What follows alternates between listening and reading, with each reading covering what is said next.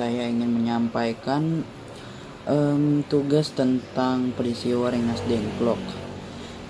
Peristiwa Rengas Dengklok adalah sebuah peristiwa yang terjadi sangat dekat dengan proklamasi kemerdekaan bagi bangsa Indonesia.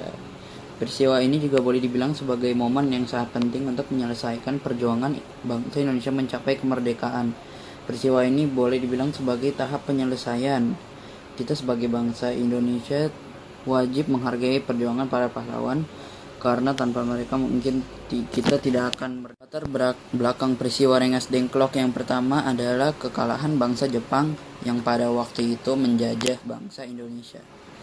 Jepang menyatakan dirinya kalah perang setelah kota penting mereka yaitu Hiroshima dan Nagasaki dibom atom oleh Amerika Serikat. Kekalahan tersebut pada akhirnya mampu tercium oleh para pejuang kemerdekaan bangsa Indonesia. Jepang pun akhirnya sudah mendirikan suatu komite yang terdiri dari orang Indonesia untuk mempersiapkan kemerdekaannya. Cerita ini dilakukan sebelum penulisan naskah proklamasi.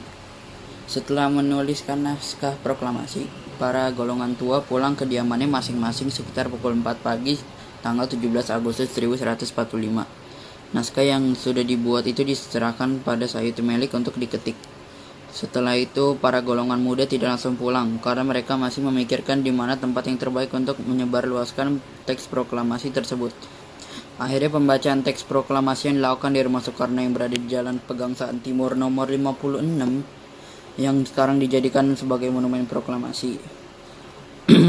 Pembacaan teks proklamasi tersebut dibacakan pada pukul 10 tanggal 17 Agustus tahun 1145. Dan ditetapkanlah tanggal itu sebagai Hari Kemerdekaan Indonesia. Tokoh utama dalam peristiwa ini antara lain adalah Insinyur Soekarno, Muhammad Hatta, Sukarni Wigana, Sayuti Melik, Ahmad Subarjo, Chairul Saleh, Laksamana Maida, dan masih banyak lagi.